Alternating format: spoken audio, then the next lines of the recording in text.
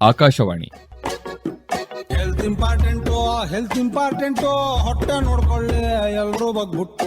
ಸಾರ್ವಜನಿಕರಿಗೆ ಆರೋಗ್ಯ ಅರಿಕೆ ಅರಿವು ಮೂಡಿಸುವ ವಿಶೇಷ ಕಾರ್ಯಕ್ರಮ ಸರಣಿ ಎಲ್ಲರಿಗೂ ಆರೋಗ್ಯ. ಆರೋಗ್ಯ ಸಲಹೆ ಒಳಗೊಂಡ ಕಾರ್ಯಕ್ರಮ. ಈ ಕಾರ್ಯಕ್ರಮ ಸರಣಿಯ ಸಹಯೋಗ ಹಾಗೂ ಪ್ರಾಯೋಜಕರು IMA ಶಿವಮೊಗ್ಗ ಶಾಖೆ. ಆರೋಗ್ಯವೇ ಭಾಗ್ಯ ಅಂತ ಕಾಯಿಲೆ ಕಸಾಲೆ ಮೂಲ ಯಾವಂದು ಹೇಳೋಕೆ ಆಗೋದಿಲ್ಲ. ಇಂದಿನ ಆರೋಗ್ಯ ಕಾರ್ಯಕ್ರಮದಲ್ಲಿ ಬೊಜ್ಜು, ಆಹಾರ ಪದ್ಧತಿ, ವ್ಯಾಯಾಮ ಮತ್ತು ಕ್ಯಾನ್ಸರ್ ಈ ಕುರಿತು ಶಿವಮೊಗ್ಗದ ಡಾಕ್ಟರ್ ಅರವಿಂದನ್ ಆರ್ ಅವರಿಂದ ಮಾಹಿತಿ ಕೇಳಲಿದ್ದೀರಿ. ನಮಸ್ಕಾರ ಶ್ರೋತೃಗಳೇ, ನಿಮಗೆಲ್ಲರಿಗೂ ಆತ್ಮೀಯ ಸ್ವಾಗತ. ನನ್ನ ಹೆಸರು ಡಾಕ್ಟರ್ ಅರವಿಂದನ್ ಆರ್. ನಾನೊಬ್ಬ ಕ್ಯಾನ್ಸರ್ ಶಸ್ತ್ರಚಿಕಿತ್ಸಕ, ನಂಜಪ್ಪ ಲೈಫ್ ಕೇರ್, ಶಿವಮೊಗ್ಗ. ಇಂದಿನ ನಮ್ಮ ವಿಷಯ ಬೊಜ್ಜು, ಆಹಾರ ಪದ್ಧತಿ, ವ್ಯಾಯಾಮ ಮತ್ತು ಕ್ಯಾನ್ಸರ್ ಅಂತ. ಇಂದು ನಾವು ಪ್ರತಿಯೊಬ್ಬರ ಜೀವನಕ್ಕೂ ಸಂಬಂಧಿಸಿದ ಈ ಒಂದು ಮಹತ್ವದ ವಿಷಯದ ಬಗ್ಗೆ ಮಾತಾಡೋಣ. ಹೆಚ್ಚಿನ ಜನರು ಕ್ಯಾನ್ಸರ್ ಅಂತಂದ್ರೆ ಏನೋ ಬ್ಯಾಡ್ ಲಕ್ ಅಥವಾ ವಂಶ ಪಾರಂಪರ್ಯ ಅಂತ ಅನ್ಕೊಂಡಿರ್ತಾರೆ. ಏನೇ ಮಾಡಿದ್ರು ಅದು ಬರ್ಲಿಕ್ಕೆ ಚಾನ್ಸ್ ಇದ್ದೇ ಇತ್ತು ಅಂತ ಅನ್ಬಿಟ್ಟು ಅನ್ಕೋತೀವಿ. ಅಥವಾ ಎರಡನೇದು ಜೆನೆಟಿಕ್ಸ್ ಇಂದ ಅಂತ ಅಂದ್ರೆ ವಂಶ ಪಾರಂಪರ್ಯವಾಗಿ ಬಂದಿರಬಹುದು ಅಂತ ಅನ್ಬಿಟ್ಟು. ಆದ್ರೆ ನಿಜದಲ್ಲಿ ಅಥವಾ ವಾಸ್ತವದಲ್ಲಿ ನಮ್ಮ ದೈನಂದಿನ ಜೀವನ ಶೈಲಿ, ನಾವೇನ್ ತಿಂತೀವಿ, ನಾವ್ ಎಷ್ಟು ಚಟುವಟಿಕೆಯಿಂದ ಇರ್ತೀವಿ, ನಮ್ಮದು ದೇಹ ತೂಕವನ್ನ ಕಾಪಾಡ್ಕೋತಾ ಇದೀವಾ ಇಲ್ವಾ, ಇವೆಲ್ಲವೂ ಕೂಡ ಕ್ಯಾನ್ಸರ್ ಬರೋದ್ರ ಮೇಲೆ ಪರಿಣಾಮ ಬೀರುತ್ತೆ. ಆಲ್ಮೋಸ್ಟ್ 70% ಆಫ್ ದ ಕ್ಯಾನ್ಸರ್ಸ್ ಈ ಕಾರಣಗಳಿಂದನೇ ಬರ್ತದೆ. ಬರೀ 10-20% ಕ್ಯಾನ್ಸರ್ಗಳು ವಂಶ ಪಾರಂಪರ್ಯ ಅಂತ ಅನ್ಬಿಟ್ಟು ಹೇಳ್ಬಹುದು. ಸೊ ಇದ್ರ ಬಗ್ಗೆ ಒಂದ್ ಸ್ವಲ್ಪ ಸರಳವಾಗಿ ತಿಳಿದುಕೊಳ್ಳೋಣ. ಬೊಜ್ಜು ಅಥವಾ ಒಬೆಸಿಟಿ ಅಂತ ಅಂದ್ರೆ ಏನು? ಎಲ್ಲಾರ ಬಾಡಿಯಲ್ಲೂ ಕೂಡ ಒಂದು ಲೆವೆಲ್ಗೆ ಫ್ಯಾಟ್ ಅಂತ ಅನ್ಬಿಟ್ಟು ಇರಲೇಬೇಕು, ಫ್ಯಾಟ್ ಸೆಲ್ಸ್ ಇರಲೇಬೇಕು. ದೇಹದಲ್ಲಿ ಅಗತ್ಯಕ್ಕಿಂತ ಹೆಚ್ಚು ಕೊಬ್ಬು ಸಂಗ್ರಹವಾದಾಗ ಅದನ್ನ ಬೊಜ್ಜು ಅಥವಾ ಒಬೆಸಿಟಿ ಅಂತ ಕರೆಯಲಾಗುತ್ತೆ. ಮುಂಚೆ ಎಲ್ಲ ಅಫ್ಲೂಯೆಂಟ್ ಫ್ಯಾಮಿಲೀಸ್ ಅಲ್ಲಿ ಅಥವಾ ನಗರ ಪ್ರದೇಶಗಳಲ್ಲಿ ಮಾತ್ರ ಈ ತರ ಬೊಜ್ಜುತನ ಇದೆ ಅಂತ ಅನ್ಬಿಟ್ಟು ಹೇಳ್ತಾ ಇದ್ದು. ಡೆವಲಪ್ಡ್ ಕಂಟ್ರೀಸ್ ಅಂತಂದ್ರೆ ಅಮೆರಿಕ ಅಥವಾ UK, ಅಲ್ಲಿ ಮಾತ್ರ ಎನರ್ಜಿ ಎಕ್ಸೆಸ್ ಅಂತಂದ್ರೆ ಬೇಕಾಗಿರೋದಕ್ಕಿಂತ ಕ್ಯಾಲೋರಿ ಎಕ್ಸೆಸ್ ಜಾಸ್ತಿ ತಿನ್ನೋದ್ರಿಂದ ಬೊಜ್ಜಿದೆ ಅಂತ ಅನ್ಬಿಟ್ಟು ಹೇಳ್ತಿದ್ದು. ಆದ್ರೆ ಈಗ ಗ್ರಾಮೀಣ ಪ್ರದೇಶಗಳಲ್ಲೂ ಕೂಡ ಹೆಚ್ಚಿನ ಬೊಜ್ಜಿನ ಸಮಸ್ಯೆ ಕಾಣ್ತಾ ಇದೆ. ತುಂಬಾ ಹೊತ್ತು ಕೂತು ಕೆಲಸ ಮಾಡುವಂಥದ್ದು, ಅಂದ್ರೆ ಬರೀ ಕೂತ್ಕೊಂಡೇ ಕೆಲಸ ಮಾಡುವಂತ ಕೆಲಸಗಳು ಜಾಸ್ತಿ ಆದಂಗೆ, ಮತ್ತೆ ಜಂಕ್ ಫುಡ್ ಸೇವನೆ ಮಾಡೋದ್ರಿಂದ, ಸಕ್ಕರೆ ಅಂಶ ಹೆಚ್ಚಿರುವಂತ ಪಾನೀಯಗಳು ಅಂತ ಅಂದ್ರೆ ಇವನ್ ತುಂಬಾ ಸಕ್ಕರೆ ಹಾಕಿರೋ ಫ್ರೂಟ್ ಜ್ಯೂಸಸ್ ಇರ್ಬೋದು, ಕೂಲ್ ಡ್ರಿಂಕ್ಸ್ ಇರ್ಬೋದು, ಈ ತರ ಜಾಸ್ತಿ ಸಕ್ಕರೆ ಅಂಶದ ಪಾನೀಯಗಳನ್ನ ಸೇವಿಸೋದ್ರಿಂದ, ಮತ್ತೆ ವ್ಯಾಯಾಮದ ಕೊರತೆ, ಇವೆಲ್ಲದಕ್ಕೂ ಇದಕ್ಕೆ ಪ್ರಮುಖ ಕಾರಣ. ಬೊಜ್ಜು ಮತ್ತು ಕ್ಯಾನ್ಸರ್ ನಡುವಿನ ಸಂಬಂಧ. ಅನೇಕ ಅಧ್ಯಾಯಗಳ ಪ್ರಕಾರ ಬೊಜ್ಜು ಎಷ್ಟೊಂದು ತರದ ಕ್ಯಾನ್ಸರ್ಗಳಿಗೆ ಒಂದು ಮದರ್ ಆಫ್ ಆಲ್ ಡಿಸೀಸಸ್ ಅಂತ ನನಗೆ. ಸೊ ಎಷ್ಟೊಂದು ಕ್ಯಾನ್ಸರ್ಗಳನ್ನ ಬರೋಕ್ಕೆ ಕಾರಣ ಆಗುತ್ತೆ. ಉದಾಹರಣೆಗೆ ಮೆನೋಪಾಸ್ ಅಥವಾ ಋತುಬಂಧ ನಿಂತ ನಂತರ ಬರುವಂತಹ ಸ್ತನದ ಕ್ಯಾನ್ಸರ್ಗೆ, ದೊಡ್ಡ ಕರುಳಿನ ಕ್ಯಾನ್ಸರ್ಗೆ, ಗರ್ಭಾಶಯದ ಒಳಪದರ ಅಂದ್ರೆ ಎಂಡೋಮೆಟ್ರಿಯಲ್ ಕ್ಯಾನ್ಸರ್ ಅಂತ ಅಂತೀವಿ ಆ ಕ್ಯಾನ್ಸರ್ಗೆ, ಅನ್ನನಾಳದ ಕೆಲವು ಕ್ಯಾನ್ಸರ್, ಎಸ್ಪೆಷಲಿ ಕೆಳಗಡೆಯ 1/3 ಭಾಗ ಅಂತ ಅಂತೀವಿ ಅದರದ್ದು, ಜಠರ ಮತ್ತು ಅನ್ನನಾಳದ ಜಂಕ್ಷನ್ ಇರುವಂತ ಜಾಗದ್ದು, ಇನ್ನು ಮೂತ್ರಪಿಂಡದ ಕ್ಯಾನ್ಸರ್, ಪ್ಯಾಂಕ್ರಿಯಾಸ್ ಕ್ಯಾನ್ಸರ್, ಮತ್ತೆ ಪಿತ್ತಕೋಶದ ಕ್ಯಾನ್ಸರ್, ಇವೆಲ್ಲದಕ್ಕೂ ಕೂಡ ಬೊಜ್ಜಿನ ಜೊತೆ ಅಥವಾ ಒಬೆಸಿಟಿ ಜೊತೆ ಸಂಬಂಧ ಇದೆ. ಬೊಜ್ಜಿನಿಂದ ಏನಾಗುತ್ತೆ ಅಂತ ಅನ್ಬಿಟ್ಟು ಒಂದು ಇನ್ಫ್ಲಮೇಷನ್ ಅಂತೀವಿ, ಅಂದ್ರೆ ಉರಿಯೂತ. ಆ ಜಾಗಗಳಲ್ಲಿ ಇನ್ಫ್ಲಮೇಷನ್, ಆಂಟಿ ಆಕ್ಸಿಡೆಂಟ್ಸ್ ಎಲ್ಲ ಜಾಸ್ತಿ ಉತ್ಪತ್ತಿ ಆಗೋದ್ರಿಂದ ಉರಿಯೂತ ಹೆಚ್ಚಾಗುತ್ತೆ. ಸೊ ಇನ್ಫ್ಲಮೇಷನ್ ಜಾಸ್ತಿ ಆದಷ್ಟು ಕ್ಯಾನ್ಸರ್ ರಿಸ್ಕ್ ಜಾಸ್ತಿ. ಇನ್ನು ಕೆಲವು ಹಾರ್ಮೋನ್ಗಳ ಮಟ್ಟದಲ್ಲಿ ಬದಲಾವಣೆ ಉಂಟಾಗುತ್ತೆ. ಮೇನ್ಲಿ ಎಂಡೋಮೆಟ್ರಿಯಲ್ ಕ್ಯಾನ್ಸರ್ಗೆ ಅಂತ ಅಂದ್ಬಿಟ್ಟು ಈಸ್ಟ್ರೋಜನ್ ಮತ್ತೆ ಪ್ರೊಜೆಸ್ಟ್ರಾನ್ ಹಾರ್ಮೋನ್ಗಳ ಹೆಚ್ಚು ಕಮ್ಮಿ ಆಗುತ್ತೆ. ಇನ್ನು ಮೂರನೇದಾಗಿ ಇನ್ಸುಲಿನ್ ಪ್ರಮಾಣ ಹೆಚ್ಚಾಗುತ್ತೆ. ಯಾವಾಗ ಬೊಜ್ಜು ಜಾಸ್ತಿ ಇರುತ್ತೋ ಇನ್ಸುಲಿನ್ ರೆಸಿಸ್ಟೆನ್ಸ್ ಅಂತ ಆಗುತ್ತೆ. ಸೊ ಹಂಗಾಗಿ ಶುಗರ್ ಜಾಸ್ತಿ ಆದಷ್ಟು ಇನ್ಸುಲಿನ್ ಕೂಡ ಜಾಸ್ತಿ ಆಗುತ್ತೆ. ಈ ಇನ್ಸುಲಿನ್ ಇಂಡೈರೆಕ್ಟ್ಲಿ ಉರಿಯೂತ ಅಥವಾ ಇನ್ಫ್ಲಮೇಷನ್ ನ ಜಾಸ್ತಿ ಮಾಡುತ್ತೆ. ಎನಿ ಇನ್ಫ್ಲಮೇಷನ್, ಉರಿಯೂತ ಅಲ್ಟಿಮೇಟ್ಲಿ ಅಲ್ಲಿ ಒಂದು ಚೇಂಜಸ್ ಮಾಡಿ ಸೊ ಕ್ಯಾನ್ಸರ್ ಆಗೋ ಚಾನ್ಸಸ್ ಅನ್ನ ಜಾಸ್ತಿ ಮಾಡುತ್ತೆ. ಸೊ ಇವೆಲ್ಲಾ ಕಾರಣಗಳು ಕ್ಯಾನ್ಸರ್ ಬೆಳವಣಿಗೆಗೆ ಅನುಕೂಲಕರ. ಬರೀ ಬೊಜ್ಜೆ ಕ್ಯಾನ್ಸರ್ ಮಾಡದೇ ಇದ್ರೂ ಸಹ ಕ್ಯಾನ್ಸರ್ ಬೆಳವಣಿಗೆಗೆ ಅನುಕೂಲಕರ ವಾತಾವರಣನ ಸೃಷ್ಟಿಸುತ್ತೆ. ಇನ್ನು ಬಂದು ಆಹಾರ ಪದ್ಧತಿ ಮತ್ತು ಕ್ಯಾನ್ಸರ್. ನಿಮ್ಗೆಲ್ಲ ಗೊತ್ತಿರೋ ಹಾಗೆ ಆಹಾರವನ್ನೇ ಔಷಧಿ ಅಂತ ಹೇಳ್ತೀವಿ. ಪ್ರತಿದಿನ ನಾವು ಸೇವಿಸುವ ಆಹಾರ ನಮ್ಮ ಆರೋಗ್ಯವನ್ನ ನಿರ್ಧರಿಸುತ್ತದೆ.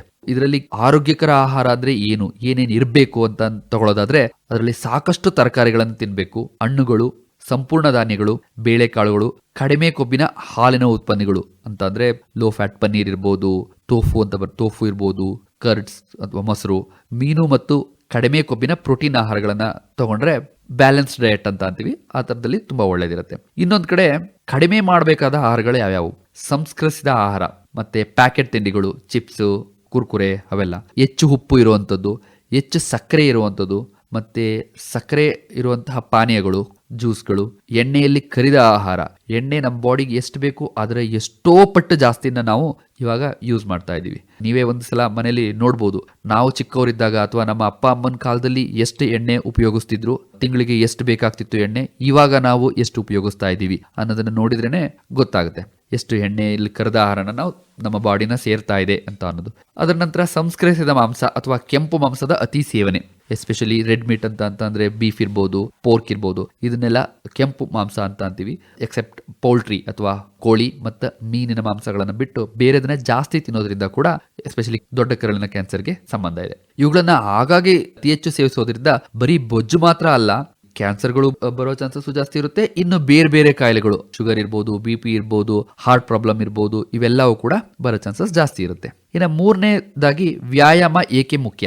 ವ್ಯಾಯಾಮ ನಿಯಮಿತವಾಗಿ ಚಟುವಟಿಕೆಯಿಂದ ದೇಹದ ತೂಕವನ್ನು ನಿಯಂತ್ರಿಸಲಿ ಸಹಾಯ ಮಾಡ್ತದೆ. ವ್ಯಾಯಾಮದಲ್ಲಿ 3 ತರ ಇದೆ ಅಂತ ಹೇಳ್ತೀವಿ.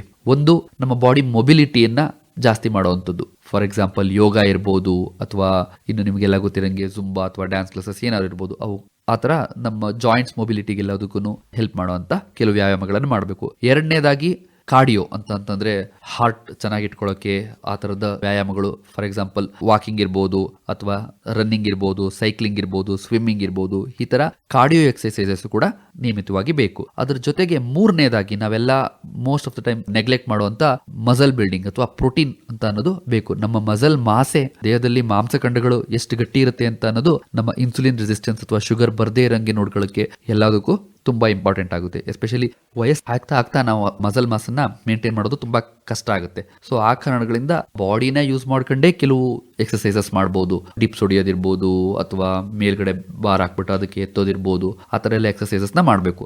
ಎಲ್ಲ ಎಕ್ಸರ್ಸೈಸಸ್ಗೂ ಜಿಮ್ಗೆ ಹೋಗಲೇಬೇಕು ಅಂತ ಇಲ್ಲ, ಅದರ ಇಲ್ಲದೇನೂ ಸಹ ಅತಿ ಹೆಚ್ಚು ಎಕ್ಸರ್ಸೈಸಸ್ನ ಮಾಡಬೇಕಾಗುತ್ತೆ. ಇದು ನಮ್ಮ ರೋಗ ನಿರೋಧಕ ಶಕ್ತಿಯನ್ನು ಕೂಡ ಉತ್ತಮಗೊಳಿಸುತ್ತೆ ಮತ್ತು ಕೆಲವು ಹಾರ್ಮೋನುಗಳನ್ನು ಕೂಡ ಸಮತೋಲನದಲ್ಲಿರಲು ಕಾಪಾಡುತ್ತೆ.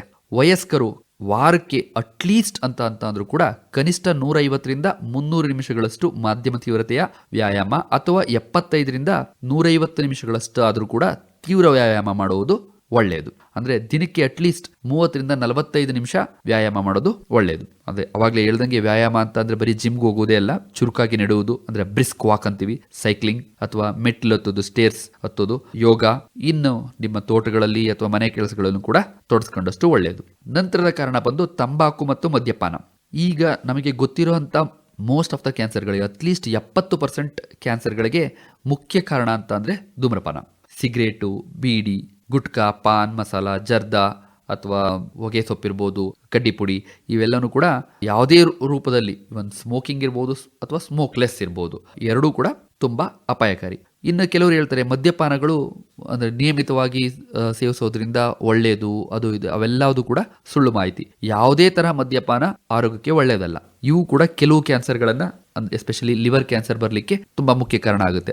ಅದರ ಜೊತೆಗೆ ಈ ಮದ್ಯಪಾನದ ಜೊತೆಗೆ ಏನೇನು ತಿಂತಾರೆ ಅದೆಲ್ಲದರಿಂದ ಒಬೆಸಿಟಿನೂ ಜಾಸ್ತಿ ಆಗ್ಬೋದು. ಅದರಿಂದ ಬೇರೆ ಬೇರೆ ತರ ಕ್ಯಾನ್ಸರ್ಗಳು, ಗರ್ಭಕೋಶದ ಕ್ಯಾನ್ಸರ್ ಇರ್ಬೋದು, ಸ್ತನದ ಕ್ಯಾನ್ಸರ್ ಇರ್ಬೋದು, ಕಿಡ್ನಿ ಕ್ಯಾನ್ಸರ್ ಇರ್ಬೋದು, ಇದನ್ನೆಲ್ಲ ಚಾನ್ಸಸ್ ಅನ್ನ ಹೆಚ್ಚಿಗೆ ಮಾಡುತ್ತೆ.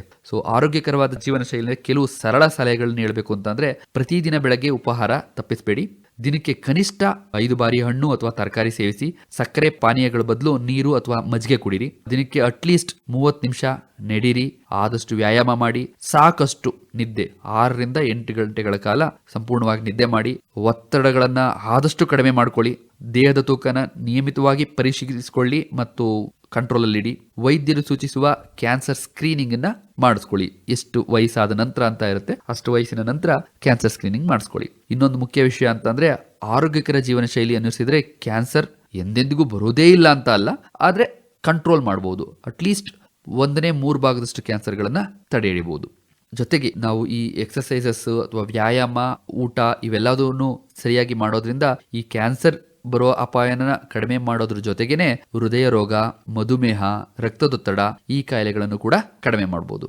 ನಮ್ಮಲ್ಲಿ ಬರುವಂತ ಎಷ್ಟೊಂದು ಜನ ಪೇಷಂಟ್ಸ್ಗಳು ಕೇಳ್ತಾರೆ, ನಮ್ಮ ಆಹಾರ ಪದ್ಧತಿ ಎಷ್ಟೊಂದು ಚೆನ್ನಾಗಿದೆ, ನಾವು ಯಾವತ್ತೂ ಕೂಡ ಹೊರಗಡೆ ತಿಂದವರಲ್ಲ, ಕುರುಕ್ ತಿಂಡಿಗಳನ್ನು ತಿಂದವರಲ್ಲ, ನಾನ್ ವೆಜ್ ತಿನ್ನೋದಿಲ್ಲ, ಆದ್ರೂ ಕೂಡ ಕ್ಯಾನ್ಸರ್ ನಮಗೆ ಯಾಕೆ ಬಂತು, ಬರೋದಕ್ಕೆ ಕಾರಣ ಏನು ಅಂತ ಅಂದ್ಬಿಟ್ಟು ಕೇಳ್ಬೋದು. ಈಗ ನಾವು ತಿಳ್ಕೊಬೇಕಾಗಿರೋದು ಏನು ಅಂತಂದ್ರೆ, ಬರೀ ನಾನ್ ವೆಜ್ ತಿನ್ನೋದ್ರಿಂದ ಆಗ್ಬೋದು ಅಥವಾ ಬೇರೆದನ್ನ ತಿನ್ನೋದ್ರಿಂದ ಕ್ಯಾನ್ಸರ್ ಬರುತ್ತೆ ಅಂತ ಅಂದ್ಕೊಳ್ಳೋದು ತಪ್ಪು. ಅವಾಗಲೇ ಹೇಳ್ದಂಗೆ ಹೆಚ್ಚೆಚ್ಚು ಪರಿಷ್ಕರಿಸಿದ ತಿಂಡಿಗಳನ್ನ ಅಂತ ಅಂದ್ರೆ, ಈಗ ಮೈದಾ ಯೂಸ್ ಮಾಡೋದ್ರಿಂದ ಇರ್ಬೋದು, ನಾವ್ ಇವಾಗ ಯೂಸ್ ಮಾಡ್ತಾ ಇರೋ ಎಣ್ಣೆಗಳು ಕೂಡ ತುಂಬಾ ಪರಿಷ್ಕರಿಸಿದ ಎಣ್ಣೆಗಳಿರ್ಬೋದು, ಸಕ್ಕರೆ ಅದನ್ನು ಕೂಡ ಪರಿಷ್ಕರಿಸಿರ್ತಾರೆ. ಸೊ ಇವುಗಳನ್ನ ತಿನ್ನೋದ್ರಿಂದ ನಮ್ಮ ದೇಹದೊಳಗಡೆಗೆ ಆಂಟಿ ಆಕ್ಸಿಡೆಂಟ್ಸ್ ಅಥವಾ ಕೆಟ್ಟದನ್ನ ಮಾಡುವಂತ ಜಾಸ್ತಿ ಪದಾರ್ಥಗಳು ಸೇರ್ಕೊಳ್ತಾ ಹೋಗುತ್ತೆ. ಅದ್ ಅಲ್ದಲೇನೆ ನಮಗೆ ಇವಾಗ ನಿಮಗೆಲ್ಲ ಗೊತ್ತಿರೋ ತರ ಈಗ ಸಿಗ್ತಾ ಇರೋಂಥ ದವಸ ಧಾನ್ಯಗಳಿರ್ಬೋದು ಅಥವಾ ಹಣ್ಣುಗಳಿರ್ಬೋದು, ಮುಂಚೆ ಒಂದು ಕಾಲದಲ್ಲಿ ಯಾವ ತರ ಇತ್ತು ಆ ತರ ಅಲ್ಲ. ಗೊತ್ತಿರ್ಬೋದು, ನಾವು ಚಿಕ್ಕವರಿದ್ದಾಗ ಅಥವಾ ನಮ್ಮ ಅಪ್ಪ ಅಮ್ಮನ ಕಾಲದಲ್ಲಿ ಸಿಗ್ತಿದ್ದಂತ ಸೇಬಿನ ಹಣ್ಣೆ ಬೇರೆ ಟೇಸ್ಟ್ ಇರ್ತಿತ್ತು, ಬಾಳೆಹಣ್ಣು ಬೇರೆ ಇರ್ತಿತ್ತು. ಇವಾಗಿನ ಹಣ್ಣುಗಳೆಲ್ಲ ತುಂಬಾ ಟೇಸ್ಟ್ ಇರುತ್ತೆ ಅಂತ ಅಂದ್ರೆ ತುಂಬಾ ಸಕ್ಕರೆ, ಅದೇ ತರ ಜೆನೆಟಿಕ್ ಇಂಜಿನಿಯರಿಂಗ್ ಇರ್ಬೋದು ಅಥವಾ ಅವದನ್ನೇ ಮಾತ್ರ ಬೆಳೆಸ್ತಾ ಇರೋದ್ರಿಂದ ಹೆಚ್ಚೆಚ್ಚು ಪರಿಷ್ಕರಿಸದಿರ್ತದೆ. ಸೊ ಆದಷ್ಟು ನಮ್ಮ ಜಾಗದಲ್ಲಿ ಸಿಗ್ತಾ ಇರೋಂಥ ಇಲ್ಲೇ ಬೆಳೀತಾ ಇರೋಂಥ ವಸ್ತುಗಳನ್ನ, ಈಗ ಅಕ್ಕಿ ಇರ್ಬೋದು ತುಂಬಾ ಪಾಲಿಶ್ ಮಾಡದೇ ಇರೋಂಥದ್ದು, ಅದ್ರ ಮೇಲ್ಗಿರೋಂಥ ವಿಟಮಿನ್ಸ್ ಎಲ್ಲ ಹೋಗ್ಬಿಡುತ್ತೆ. ಅದ್ರ ಜೊತೆಗೆ ಗ್ಲೈಸಿಮಿಕ್ ಇಂಡೆಕ್ಸ್ ಅಂತ ಅಂತೀವಿ. ಈ ಅಕ್ಕಿ ತುಂಬಾ ಪಾಲಿಶ್ ಮಾಡಿರೋದು ಅಥವಾ ಹೊಸ ಹೊಸ ತರದನ್ನ ನಾವು ಯೂಸ್ ಮಾಡ್ಬೇಕಾದ್ರೆ ನಮ್ಮ ಶುಗರ್ ಲೆವೆಲ್ ತುಂಬಾ ಸಡನ್ ಆಗಿ ಮೇಲೋಗುತ್ತೆ. ಸೊ ಇಂಡೈರೆಕ್ಟ್ಲಿ ಶುಗರ್ ಲೆವೆಲ್ ಜಾಸ್ತಿ ಆಯ್ತು ಅಂತಂದ್ರೆ ಇನ್ಸುಲಿನ್ ಜಾಸ್ತಿ ಆಗುತ್ತೆ, ಇನ್ಫ್ಲಮೇಷನ್ ಜಾಸ್ತಿ ಆಗುತ್ತೆ. ಇವೆಲ್ಲ ಕಾರಣಗಳಿಂದ ಕ್ಯಾನ್ಸರ್ ಜಾಸ್ತಿ ಆಗ್ಬೋದು. ಸೊ ಈಗ ಏನ್ ಹೇಳಕ್ ಇಷ್ಟಪಡ್ತಾ ಇದ್ದೀನಿ ಅಂತಂದ್ರೆ, ನೀವು ಬರೀ ನಾನ್ ವೆಜ್ ತಿನ್ನೋದಿಲ್ಲ ಅನ್ನೋದೊಂದೇ ಕಾರಣದಿಂದ ನಾವು ತಿಂತಾ ಇರೋ ಆಹಾರ ಎಲ್ಲದೂ ಕೂಡ ಆರೋಗ್ಯಕರ ಅಂತ ಅಂದ್ಬಿಟ್ಟು ಹೇಳಲಿಕ್ಕಾಗಲ್ಲ. ಕೊನೆಯದಾಗಿ ನಮ್ಮ ಆರೋಗ್ಯ ನಮ್ಮ ಕೈಲಿದೆ. ಸಣ್ಣ ಸಣ್ಣ ಬದಲಾವಣೆಗಳು ದೊಡ್ಡ ಫಲಿತಾಂಶಗಳನ್ನ ಕೊಡುತ್ತವೆ. ಇದರಿಂದಲೇ ಆರೋಗ್ಯಕರ ಆಹಾರ ಸೇವಿಸಿ, ಪ್ರತಿದಿನ ವ್ಯಾಯಾಮ ಮಾಡಿ, ದೇಹದ ತೂಕವನ್ನ ನಿಯಂತ್ರಣದಲ್ಲಿಡಿ, ತಂಬಾಕು ಮತ್ತು ಮದ್ಯಪಾನದಿಂದ ದೂರವಿರಿ. ಕ್ಯಾನ್ಸರ್ ಬಗ್ಗೆ ಭಯ ಬೇಡ, ಅರಿವಿರಲಿ. ಆರೋಗ್ಯಕರ ಜೀವನ ಶೈಲಿಯೇ ಕ್ಯಾನ್ಸರ್ ಸೇರಿದಂತೆ ಅನೇಕ ಕಾಯಿಲೆಗಳ ವಿರುದ್ಧ ನಿಮ್ಮನ್ನ ರಕ್ಷಣೆ ಮಾಡುತ್ತೆ. ಇಂದಿನ ಕಾರ್ಯಕ್ರಮ ಕೇಳಿದ ಎಲ್ಲ ಕೇಳುಗರಿಗೂ ನನ್ನ ಧನ್ಯವಾದಗಳು. ಈ ಒಂದು ಅವಕಾಶ ಕೊಟ್ಟಂತ ಆಕಾಶವಾಣಿ ಭದ್ರಾವತಿ ಮತ್ತು IMA ಶಿವಮೊಗ್ಗಕ್ಕೆ ನನ್ನ ಅನಂತ ಧನ್ಯವಾದಗಳು. Thank you. ಇದುವರೆಗೂ ಬೊಜ್ಜು, ಆಹಾರ ಪದ್ಧತಿ, ವ್ಯಾಯಾಮ ಮತ್ತು ಕ್ಯಾನ್ಸರ್ ಕುರಿತು ಶಿವಮೊಗ್ಗದ ಡಾಕ್ಟರ್ ಅರವಿಂದನ್ ಆರ್ ಅವರಿಂದ ಮಾಹಿತಿ ಕೇಳಿದಿರಿ.